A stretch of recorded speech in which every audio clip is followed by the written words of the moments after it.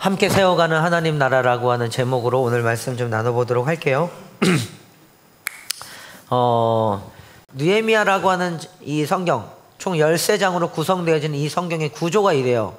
1장부터 7장까지 성벽을 재건하는 이야기들이 다뤄져 있고 8장에서 10장까지가 어떤 영적인 재건, 영적 부흥의 이야기를 다루고 있고, 그리고 11장부터 마지막, 우리가 지금 큐티하고 있는 최근에 이제 거의 끝났지만 본문인데, 이거는 공동체적인 어떤 그 구조 또는 회복, 재건을 이야기하고 있는 게 느헤미야의 전체적인 어떤 흐름들이에요. 근데 우리가 지난번에 설교했던 그 앞에 10장 또는 9장, 8장 이 안에 영적 갱신과 영적 회복을 이야기하면서 하나님의 말씀 앞에서 그들이 막 깨달아지는 게 있었어요. 말씀을 읽고 나니까 뭐 외부적인 요인들만 보이는 게 아니라 본인들 안에 이 내면에 있는 요인들이 확 드러나기 시작하면서 하나님의 말씀을 깊게 보기 시작하니까 나의 문제들이 보이기 시작하고, 나의 가정과 나의 삶과 내가 어떤 라이프 스타일을 가지고 살고 있는지, 내가 누구를 진짜 섬기고 있는지가 우리가 하나님의 말씀을 듣다 보니까 그 안에서의 영적인 회복이 막 일어나면서 회개 기도가 터져 나오고 그의 삶이 새롭게 되더라는 거죠. 그리고 11장에 가면은 이런 공동체적인 전체적인 어떤 구조적인 회복을 위해서 한 가지 중요한 움직임이 있는데, 11장 큐티 하다가 여러분들 많이 졸렸을 수도 있어요. 왜냐하면 느헤미야도 신기하게 뭔 이름들이 이렇게 많이 나와. 그러니까 막 이름을 계속 나열해요. 근데 이 11장에 오늘 소제목으로 이 챕터를 예루살렘에 자리 잡은 백성들, 세 번역엔 그렇게 되어 있어요. 그러니까 예루살렘으로 이주시키는 이야기들이 나오는데, 그러면서 이주되어진 자들에 대한 이름들을 또 쭉 나열합니다. 그러니까 이 이름들이 있다가 막 졸리고 막 성경도 아니 이거 큐티를 어떻게 해야 돼 뭐 이러실 수 있는데, 사실은 이 내용들이 느헤미야에게도 굉장히 중요했고요, 이스라엘 백성들의 역사를 이어가는 것에 있어서도 굉장히 중요했던 것 같아요. 실제로 이 당시에 예루살렘은 여러분들 성전이 그래도 건축되어져 있었고, 이 느헤미야와 함께 52일 만에, 수십 년 동안 건축되어지지 않았던 이 성벽이 느헤미야와 함께 52일 만에 성벽이 건축되어졌습니다. 그런데 보시면 알겠지만 성경에 이런 구절이 있어요. 우리가 느헤미야를 읽다가 여러분들 보셨는지 모르겠는데, 느헤미야 7장 4절 한번 띄워줘 보시겠어요? 7장 4절. 7장에 가면 이런 구절이 있었어요. 함께 읽어볼게요. 시작. 성읍은 크고 넓으나 인구가 얼마 안 되고 제대로 지은 집도 얼마 없었다. 이게 그 당시에 예루살렘이라고 하는 성읍을 느헤미야 안에서 표현하는 구절이에요. 그러니까 무슨 말이냐면, 성전도 건축되어 있었고 성벽도 지어져 있었지만 실제로 그 안에, 예루살렘 안에 있는 집들과 도시들은 영전히 굉장히 쉽게 말하면 다 허물어져 있었고 무너져 있었다는 거죠. 특히 52일 만에 성벽을 건축했다면, 불과 52일 만에 건축했다면, 불과 한 2달 전쯤만 해도 예루살렘 도성은 사람들이 사는 곳이었을까요? 많은 사람들이, 그러니까 제대로 지은 집도 얼마 없었다는 거예요. 많은 거주민들이 별로 없었어요. 그러니까 성벽이 없다 보니까 공격도 받기 쉬웠을 거고, 실제로 예루살렘 성전이면 적어도 제사장들과 이 성전을 섬기는 사람들도 성전 안에 들어가 있어야 될 거 아니에요? 근데 이 사람들조차도 예루살렘 성 바깥에 살면서 출퇴근을 해야 될 정도로 예루살렘 성이 무너지고 회파되어졌다는 거예요. 그러니까 완전히 전쟁으로 인해서 무너진, 그 다음에 사람은 살지 않는, 진짜 말 그대로 귀신 나올 것 같은, 잡초가 무성한, 그리고 막 폐허가 된 집들이 막 도시에 깔려있는, 도로도 다시 놔야 되고, 그 다음에 나름대로 진짜 먹고 사는 어떤 치안 문제도 해결해야 되는, 어떻게 보면 진짜 살고 싶지 않은 동네가 예루살렘이라고 하는 도시의 성읍의 한 모습이었고 풍경이었어요. 그러니까 그런 곳에 누가 살고 싶겠습니까? 그래서 많은 사람들이 다 예루살렘 성 바깥에 삽니다. 근데 보세요 여러분들, 성전도 건축했고 그 옆에 성벽까지도 건축을 했어요. 그 다음 뭘 해야 될까요? 이것이 하나님의 임재를 상징하는 중요한 곳이라고 한다면 이곳에 사람들이 들어가서 살아야 될 거 아니에요. 도시를 새롭게 세우고 나름대로 도시 재생을 해야 되는 것 같은 그림인데, 그때 느헤미야가 한 행동이 바로 이 예루살렘 성읍 안으로 사람들을 이주시키는 겁니다. 11장 1절을 한번 읽어볼까요? 함께 읽어보겠습니다. 11장 1절입니다. 시작. 백성의 지도자들은 예루살렘에 자리를 잡았다. 나머지 백성은 주사위를 던져서 10분의 1은 거룩한 성 예루살렘에 살게 하고 10분의 9는 저마다 자기 성읍에 살게 했다. 그러니까 어떤 방법을 취해서 예루살렘이라는 성읍으로 사람들을 이주시키냐면, 주변에 흩어져 살고 있는 사람들 중에서 가장 먼저는 누구예요? 백성의 지도자들을 거기다 자리 잡게 하고, 그 다음에 나머지 백성은 여기 주사위를 던졌다는데 제비뽑기 했어요. 제비 뽑기를 해서 사람들을 거기다 이주시켰습니다. 그리고 나머지 10분의 9는 그냥 흩어진 곳에 살게 했어요. 오늘 요 그림을 좀 살펴볼 텐데, 요 그림, 이 이주시키는 이 예루살렘에 살게 된 사람들과 함께 이 이스라엘 백성들의 공동체를 재건하는 요 그림을 좀 살펴보고 싶은데, 한번 잘 보시자고요, 여러분들. 첫 번째, 느헤미야가 예루살렘 이 도성 안으로 아무도 살고 싶어 하지 아니했던, 어떻게 보면 사람들이 좀 살기 정말 꺼려했던, 말 그대로 귀신 나올 것 같은 저 폐허가 된 저 도시 안으로 가장 먼저 이주시킨 사람들, 첫 번째로 이주했던 사람들이 누군지 아세요, 여러분들? 여기 보면 백성의 지도자들로 먼저 나옵니다. 지도자들이 먼저 예루살렘에 자리를 잡았어요. 항상 여러분들 아시겠지만 굳은 일, 어려운 일, 힘든 일에 있어서 리더들은 누구냐면 무엇보다 앞장서는 사람들이겠죠. 먼저 나서는 사람들이겠죠. 하나님을 신뢰하고 섬김으로 인해서 예루살렘에 먼저 그들이 자리 잡았어요. 그 이전에는 성벽도 없었기 때문에 그 모든 것들이 회파되어서 공격받기 쉬웠을지 모르겠는데, 이제 성벽까지 건축해 놓고 나서, 그리고 나서 지도자들, 아까 말한, 그리고 제사장들, 나름대로 귀족들, 일종의 리더십들이 들어가서 특별히 성전을 섬겨야 될 사람들이 성 바깥에서 들어와 가지고서는 출퇴근하면 섬기는 것보다 그 안에서 그들이 헌신하면서 그곳을 더 가꾸고 읽어야 되는데, 그 일에 앞장선 사람들이 리더십들이었다는 겁니다. 사랑하는 여러분들, 우리 CCM 안에도 그러게 있어요. 우리 리더십들이 항상 이렇게 솔선수범을 하거나 굳은 일을 도맡아서 섬겨주는 분들이 있습니다. 그러니까 여러분들이 여기서 예배를 드리는 데서 우리가 뭐 얼마 되지 않는 인원이긴 하지만 30분 먼저 와서, 심지어는 1시간 먼저 와서 공간을 정리하고 준비하는 리더십들도 있고요. 또 한쪽에서 또 어떤 분들은 보이지 않게 뒤에서 여러분들 나름대로 이렇게 우리 그 운영위원회처럼 그 윗마을 대표단들이 있고 매일같이 모여서 아까 뭐 숲도 편성하고 나름대로 내 움직임을 위해서 고민하고 애쓰는 사람들이 있죠. 이들의 수고와 섬김이 있어요. 제가 한번 또 예전에 한번 인상 깊었던 한 장면은 뭐냐면, 저 여기가 참 이상해요. 종교인 수련회를 할 때마다 수련회 장소가 어떻게 이렇게 매년 연속으로 3번이나 빵꾸가 나지? 그것도 이 은사인가? 희한합니다. 어지간하면 진짜 그럴 일도 없는데.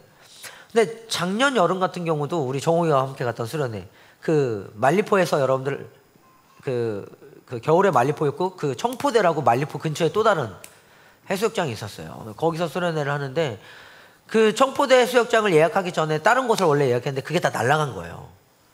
그러니까 수련회를 앞두고 와, 이거 어떡하지? 장소를 급하게 잡아야 되는데, 그날 주일날 하루 종일 주일 사역을 뛰고 급하게 막 알아보면서 어디야 하다가 갑자기 덕한 간사가 청포대 선셋 비치를 하나를 알아온 거예요. 그 밤에, 그 저녁에, 오후에. 그 전날이었나? 토요일이었나? 기억도 안 나네. 그래서 뭐 어떻게 했냐면 바로 그날 저녁에 내려가. 그래갖고 그 주일날 하루 종일 사역을 뛰고 바로 동환사랑 민규랑 있어요. 아무튼 항상 이런 모진 일을 담당하는 튼튼해 보이는 남자들 있어. 이렇게 출동하는. 누구야? 요셉이 맞아. 요셉 간사 맞아. 내려가서 밤늦게까지 다 돌아보고 저기 하면서 올라오고. 그러니까 거의 마치 무슨 특공대라 그래야 되나? 막 이런 것처럼 막 이렇게 이 공동체를 지키기 위해서 앞으로 먼저 나가서 막 움직이는 막 이런 사람들이 있는 거예요. 그러니까 먼저 움직여주고 솔선수범해주는 사람들, 뭔가 모진 일 아무도 들어가기 싫어하는 저런 자리에 제가 하겠습니다라고 앞장섰던 누군가의 움직임들 때문에 공동체가 또 다른 의미에서 하나님의 방향을 잃지 않고 갈 수 있는 큰 힘이 되는 것 같아요. 사랑하는 여러분들, 이런 리더의 마음들과 솔선수범하고 먼저 앞서가려는 마음들 한번 가져보시길 간절히 소망합니다. 아멘.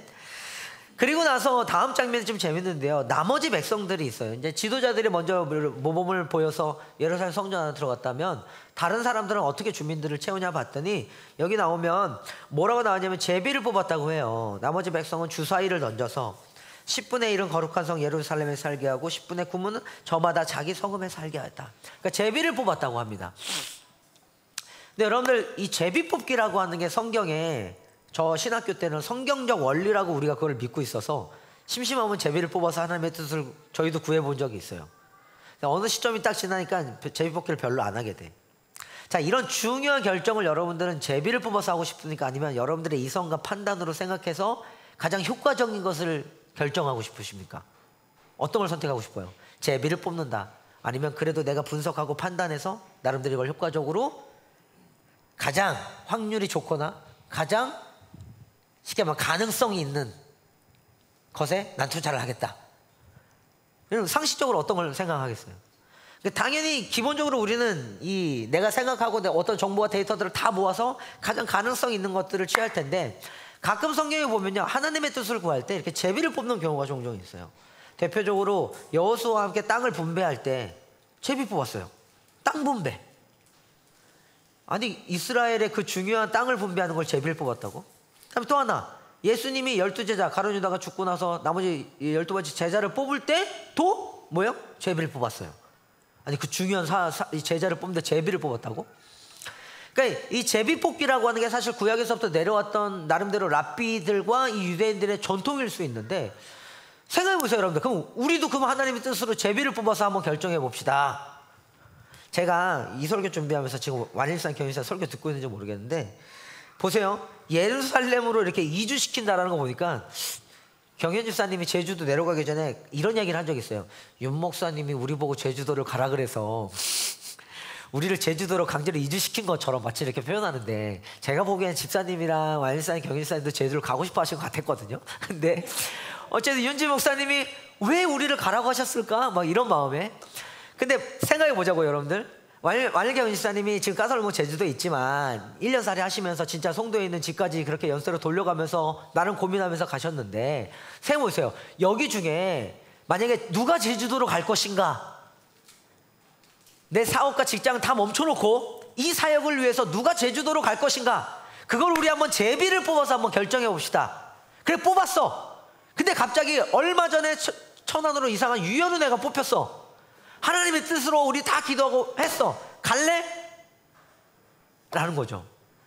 한번 여러분 상상을 해보시다. 다른 게 아니라 제비를 뽑는 과정이 하나님께서 이렇게 뽑아주시다는 것도 참 귀하지만, 저는 이걸 봐요.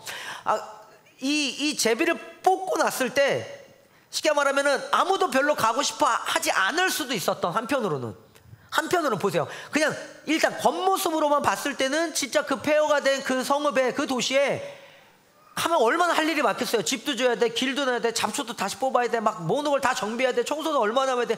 이 모진 일을 감당해내는 그 도시, 예루살렘 도시 안으로 다시 들어가는 일에, 아니 내가 제비가 뽑혀서 당첨이 된 거야. 기분이 좋을까 나쁠까? 그리고 그걸 하나님의 뜻으로 받아들이고 기쁘게 갈 수 있을까요? 이 지점인 거예요, 여러분들. 쉽지 않을 거라고요. 근데 성경에서 실제로 제비를 뽑고 많은 사람들이 그에 순종하면서 움직였는데, 여기 오늘 보면요, 이 사람들은 10분의 1은 거룩한 성 예루살렘에 살게 하고 했을 때 아마도 대다수의 사람들이 그것을 하나님의 뜻으로 받아들이고 이 10분의 1에 대해 해당되는 사람들이 예루살렘 성읍에 살았던 것 같아요. 나머지 9는 각자 흩어진 곳에 살았다 그래요. 2절 읽어볼까요? 2절에 이런 구절이 있어요. 함께 읽어보겠습니다. 시작. 스스로 예루살렘에서 살겠다고 자원하는 사람 모두에게는 백성이 복을 빌어줬다. 여기 보면 스스로 예루살렘에 살겠다고 자원하는 사람들도 있었어요. 저는 여기서 뭘 보냐면, 지금 저 무너진 예루살렘이라고 하는 이 도시를, 성전을 세웠고 성벽을 세우고 그 안에 성읍의 사람들이 들어가서 살게 하는 이 모든 과정이 하나님의 나라를 세워가는 일종의 이런 과정이라고 한다면, 이 모진 일을 감당하는 것에 있어서 지도자들이나 제비를 뽑힌 사람들이나 그리고 자원하는 사람들을 포함해서, 그리고 이 사람들을 보내주는 사람까지도 모두가 한 마음이 되어서 기쁘게 이 사역을 동참한 것 같아요. 오늘 본문 안에는 그들이 불평했다, 힘들어했다, 어려워했다, 불만을 가졌다, 도망가고 싶다, 이런 내용들이 들어가 있지는 않은 것 같아요. 오히려 자원하는, 스스로 예루살렘에서 제가 거기 가서 그 모진 일을 감당하면서 집을 짓고 도로를 놓고 하나님께서 임재하시는 나름대로 이 도시가 될 수 있도록 살아보겠습니다 라고 하는, 모두가 그런 꿈을 꾼 거죠. 보세요, 여러분들, 이거예요. 그럼 이런 상황을 보면은 지금 느헤미야와 함께 이 성벽을 재건하고 성전을 재건하는 재건 공동체의 공동체적인 분위기가 여기 나타나요. 이들의 분위기가 어떤 것 같아? 저는 굉장히 파이팅 있어 보여요. 예를 들어서 이런 거예요. 제비를 뽑았어. 저 안 갈래요. 저도 안 갈래요. 저도 안 갈래요. 저도 안 갈래요. 저는 못 가겠어요. 이런저런 사연으로 다 뒤로 빠져버리면 뭐예요? 공동체적인 분위기가 다운을 하겠죠. 근데 여기 보면은 아니요, 저는 제가 가겠습니다. 자원하는 사람도 있었고, 그렇게 자원하는 사람들 뿐만 아니라 지도자들을 먼저 앞장서서 갔고, 뿐만 아니라 거기 뭐예요? 충분히 제비를 뽑아서 뽑혔을 때 나름대로 기쁘게라는 표현까지는 없지만 전체적인 공동체적으로 분위기로 봤을 때 저는 긍정적으로 봐요. 이들이 참여했다. 이게 참 예쁘더라고요, 목사님. 하나님의 뜻을 이뤄가는 이 과정들이. 여러분들 보세요. 우리가 하나님의 뜻을 구할 때 제비를 뽑는다고 하는 게 구약 때도 마찬가지였겠지만 오늘날도 물론 뭐 그런 방법으로 여러분들 우리가 뭐 할 수 있을지 모르겠는데, 물론 이제 장로를 선출할 때도 이렇게 투표를 해가지고 선출하거나 그런 과정에서 뭐 할 수도 있겠지만, 이거는 완전히 진짜 A냐 B냐라고 하는 일종의 제비 뽑기인데, 그 제비를 뽑는 과정 안에서 잠깐만 하나 말씀드리면, 이미 그들은 뭐가 있냐면 이 공동체적으로 하나님에 대한 일종의 절대적인 신뢰가 형성되어 있는 상태, 하나님에 대한 절대적인 신뢰가 형성되어져 있는 상태에서 제비를 뽑았을 때 우리 모두가 그 하나님의 뜻과 말씀에 신뢰하고 헌신하고 함께 할 수 있지 않은가 싶은 거예요. 조금 더 다르게 말할까? 함부로 제비 뽑지 마시라고요. 괜히 뽑아놨다가 나 이거 물르고 싶은데 이런 거 하지 마시고, 그게 무슨 말이냐면 우리 모두가 공동체적으로 하나님의 뜻에 온전히 순종할 수 있는 이 따뜻한 마음이 고취되어지고 충만해졌을 때, 저는 이 제비 뽑기라는 것을 만약에 뽑는다고 한다면 다 그것이 하나님의 뜻으로 제가 받아들이겠습니다라는 마음에 충만한 마음이 있다는 거죠. 그럼 이걸 통해서 뭘 할 수 있을까요? 이거예요, 여러분들. 우리가 그런 마음을 다 가져야 되지 않겠냐 이거예요.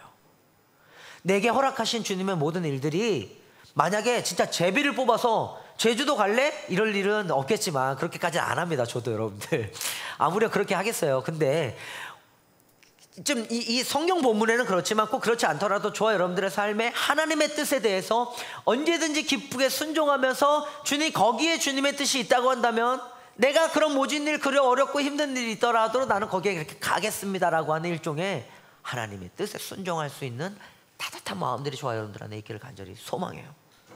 아멘. 이게 건강한 공동체에 나타나는 특징입니다. 이들이 이럴 수 있었던 이유는 뭐냐면요, 그 앞에 영적 갱신운동이 있었잖아요. 영적 부흥이 있었잖아요.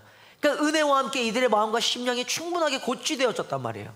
그러다 보니까 거기서 하나님의 뜻이 하다못해 제비를 뽑아서 나타나는, 그러니까 제비 뽑기는 굉장한 믿음이 있는 사람들이 하는 거야. 일종의 하나님에 대한 신뢰가 있는 사람들이 하는 거고, 하나님에 대한 엄청난 뜻이 있는 사람들이 하는 것 같아요. 안 그러면 못해요. 벌써 이미 내가 얼마든지 하나님의 뜻을 막 흔들어 놓고 불신하고 믿지 못할 사람들은 못합니다. 시작도 못해요, 표면적으로. 근데 그 정도로 여기 있는 모여진 모든 사람들이 하나님에 대한 신뢰와 은혜가 있었다라는 것을 여러분들 꼭 기억해 볼 필요가 있어요. 사랑하는 시신, 저 한번 봐주겠어요? 교회는 이렇게 세워져 가는 것 같아요. 하나님의 나라는 이 하나님의 뜻에 신뢰하고, 하나님의 뜻을 따르고, 하나님의 뜻에 자원하고, 하나님의 뜻에 헌신하는 사람들에 의해서 하나님의 공동체가 세워지는 것 같습니다. 자, 근데 그러면서 제가 요거 하나만 좀 살펴보고 가시려고 그러는데, 2절에 보면 이런 말씀이 있죠. 2절 말씀 같이 한번 읽어볼까요? 함께 읽겠습니다. 시작.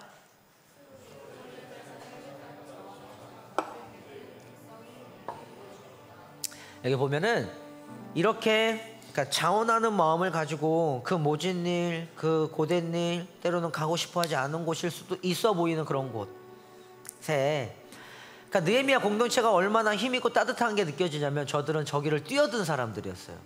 그게 예뻤어요. 그러니까 가끔 제가 시심을 이야기할 때마다 여러분들, 가끔도 아니라 맨날 얘기하죠. 되게 행복한 목회하고 있고, 여러분들 또 한번 격려해드리고 싶은 거는 여러분들 안에 최근에 또 하나님과의 관계 속에서 이렇게 아무도 하려 하지 않는 일들을 찾아서 하고 애쓰고 수고하려는 사람들이 저에게 제법 많은 것 같아요. 그러니까 이런 사람들이 있어요, 한쪽에서는. 또 다른 한쪽에서는 어떻게 보면 10분의 9는 각각 이미 만들어진, 자기가 이미 정착해서 잘 살고 있는, 이미 편안하게 다 갖추어진 자기 집에서 10분의 9는 돌아가서 살았을 거예요. 그러니까 돌아간 그 10분의 9의 사람들은 누군가는 이 설교를 이렇게 할 수도 있어요. 여러분들 10의 1이 되십시오. 그래서 제가 공부하다 보니까는 설교 제목이 그래, 10의 1로 드려진 사람들, 뭐 이런 표현도 있어요. 제목은 참 좋죠. 내 삶을 10의 1로 드린다라는 거. 근데 10의 1로 드려진 사람들을 되게 칭찬하는 내용으로서 너무 좋았어요. 근데 또 다른 하나가 뭐냐면, 그러면 나머지 10의 9는 뭐야?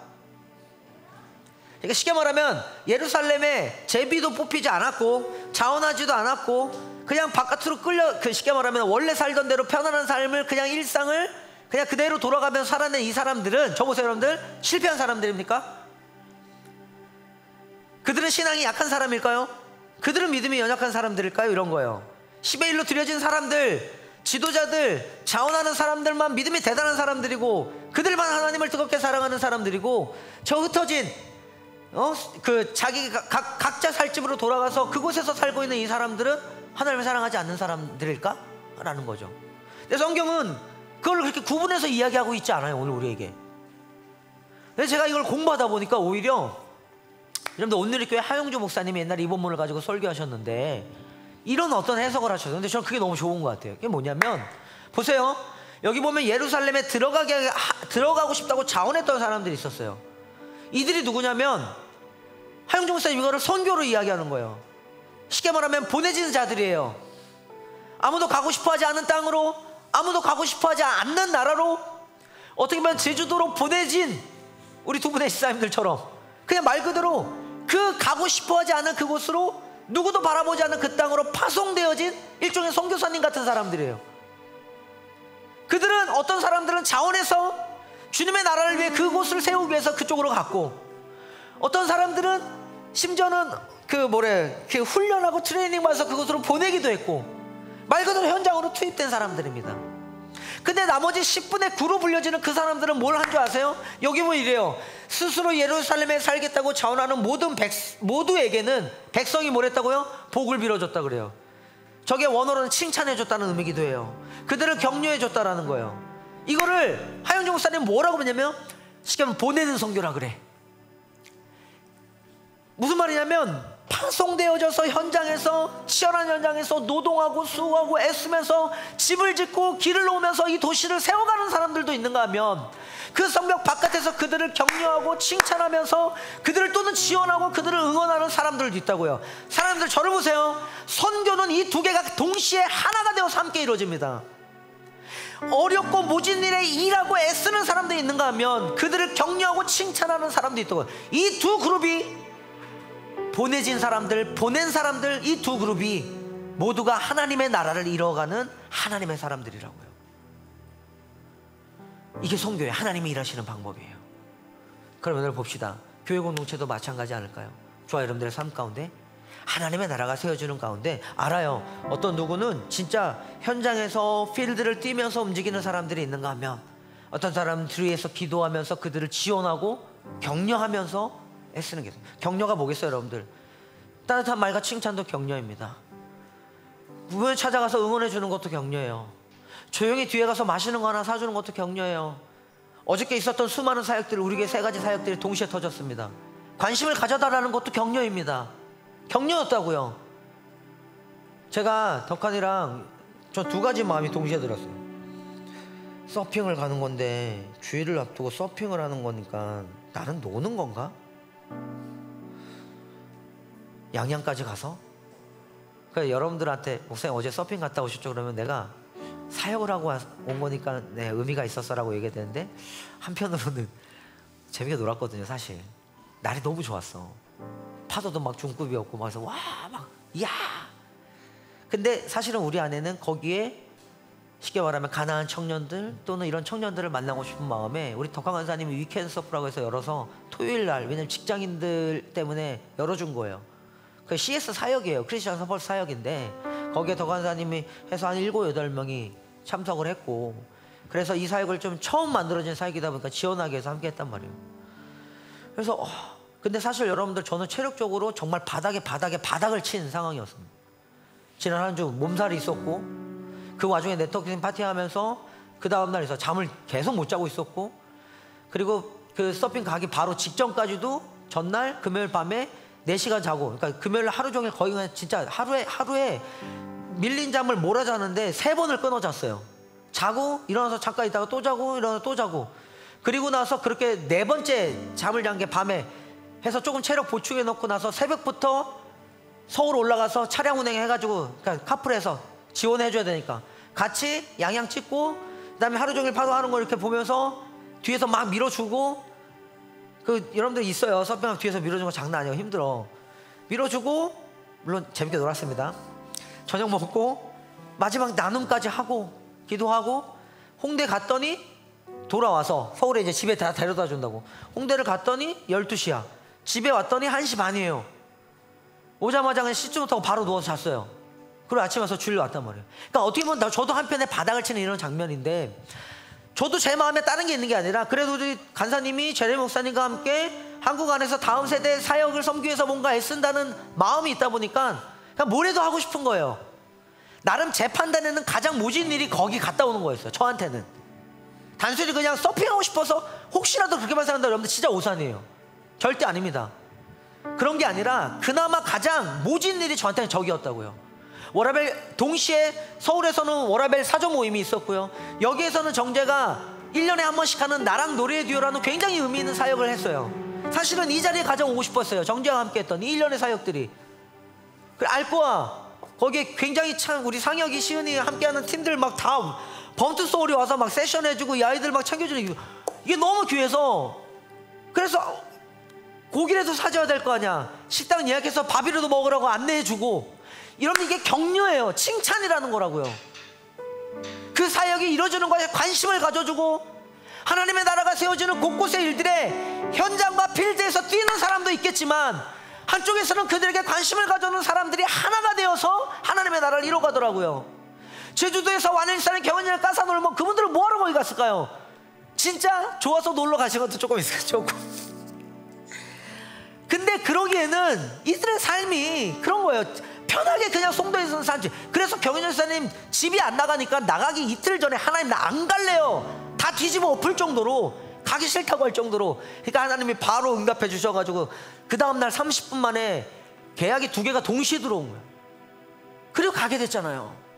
그러니까 여러분들 보세요. 그럼 그렇게 보냄을 받은, 보내진 분들이 계시다고 한다면 그 보낸 분들을 향한 우리의 칭찬과 격려는 어떤 게 돼야겠느냐는 거죠. 교회는 어떤 관심을 가져야 되고, 교회가 관심 가진다는 건 저와 여러분들이 어떤 거기에 관심을 가지면서 적어도 이 사역에 어떤 의미가 있는지, 여기에 하나님의 나라가 어떻게 세워지는데야 다단 관심해 주고. 전 여러분들 못해서 오는 이 톤이 좀 제가 격해서 그렇지 절대 우리 교회 여러분들이 못한다는 이거 아니에요. 저는 여러분들 잘하고 있는 거 알아요. 너무 잘해서 오히려 감사해요. 이런 분들이 많아서 눈에 보이게 곳곳에 섬겨주시는 분들,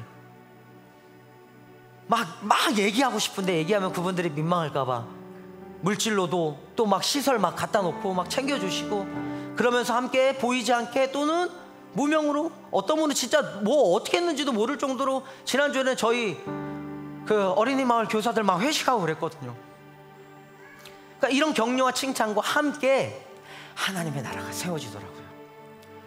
어느 자리에 있으셔도 됩니다. 저는 이 말씀 드리고 싶어요. 10의 1만 자원에서 들어갔던 그 모진 일에 있는 현장에 있는 사람만 대단한 게 아니라, 그들을 복을 빌어주었다고 격려해주고 기도해주고 칭찬해주는 사람들도, 그래서 선교는 하나님의 나라가 세워지는 건 이 두 그룹이 모두가 다 하나 되어서 하나님의 나라를 이뤄가는 것, 이 하나 된 아름다움, 이것이 진짜 교회의 모습이라고요. 그렇기 때문에 우리 서로의 삶 가운데 각자 하나님이 우리를 불러주신 그 자리에서 내 눈에 무너진 그곳이 보인다고 한다면, 여러분들 우리가 때로는 자원해서 갈 수도 있어야 되겠고요, 또는 목사님이 여러분들에게 요청할 수 있어요. 이것 좀 같이 한번 해주지 않겠습니까? 함께 할 수도 있어야겠고요. 뿐만 아니라 조용히 뒤에서 하나님 부르심 안에서 여러분들이 그 하나님의 나라가 세워지는 일에 동참하시면서 그 기쁨을 함께 누리고 나누는 우리 모두가 되었으면 좋겠습니다. 얼마나 좋을까요? 하나님의 나라는 이렇게 세워진다고 합니다. 오늘 느헤미야 11장을 보면서 이런 말씀을 정리하고 한 가지만 이야기하고 마치려고 그래요. 여러분들, 느헤미야는 1장이 이렇게 시작합니다. 느헤미야라고 하는 한 사람이 아까 방금 말했던 이 무너진 성읍의 실체를 본 거예요. 그들의 삶과 피폐해진 삶과 수치와 능욕을 당했다고 하는, 성전이 성전으로서 구실을 온전히 하지 못하고 하나님이 세우신 이 거룩한 성은 성벽이 무너져서 외부에서부터 공격을 받으면서 수치를 당하고 무너진 이것을 바라본 하나님의 마음으로 울면서 기도하면서 주님의 이 우리를 지키시다고 약속하신 하나님의 약속을 기억해 달라고 하면서 기도하면서 이 성벽을 재건하기 위해서 자신의 삶 전체를 드린 한 사람의 이야기가 시작돼요. 느헤미야라는 사람이었어요. 그죠? 근데 이렇게 봅니다. 여러분, 느헤미야라는 이름의 뜻이 뭔지 아세요? 느헤미야 이름의 뜻? 이런 거예요. 여호와께서 위로하시다. 하나님이 위로하신다는 뜻입니다. 그러면 이런 거야. 보세요. 이 수치를 당한 백성들이, 이 무너진 성읍에 살고 있는 이 연약한 백성들이 누구를 품은 거예요? 하나님의 위로, 느헤미야라고 하는 사람을 품은 거예요. 그리고 그들에게 실제적인 이루어지는 위로가 단순히 막 눈물을 흘리면서 감정적으로 이런 위로만 있는 게 아니라 말 그대로 진짜 도시가 세워지고 그들의 삶이 실제로 변화가 되어지고, 그리고 그러면서 공동체적으로 이 하나님의 나라가 그 가운데 임하면서 이들의 삶이 바뀌어지고 더 나은 삶을 꿈꿔볼 수 있게 되고 하나님의 더 사랑하게 되고 하나님의 뜻을 따라 실제적인 삶의 변화가 일어나는 이 모든 과정들이 다 여호와의 위로였다고요. 하나님의 위로를 이 백성들이 품었습니다. 그리고 그 위로가 적어도 저에게는 이 9월 한 달 느헤미야를 쭉 묵상해 오면서 저의 삶과 저의 사역 가운데 함께 했던 것 같아요. 여러분들은 어떠세요? 이번에 느헤미야 이제 끝났잖아요. 끝납니다. 마지막을 치면서 각자 한 번쯤 여러분들에게서 느헤미야는 어떤 의미였는지, 큐티를 다 못하셨다면 들려줬던 설교를 한번 피드백해 보시면서라도 내 삶에 느헤미야는 어떤 의미인지, 하나님께서 우리를 위로하셨다고 하시는데 어떤 삶의 위로와 격려가 있으셨는지, 실제적인 삶의 변화와 세워짐이 있었는지, 이 따뜻한 하나님의 시간들이 여러분들한테 있기를 간절히 소망합니다. 아멘. 이렇게 인사하고 우리 한번 기도했으면 좋겠는데, 옆에 사람 다시 한번 주먹 인사하면서 따뜻하게 인사해 줄까요? 힘내, 하나님이 함께 하시잖아. 인사하겠습니다.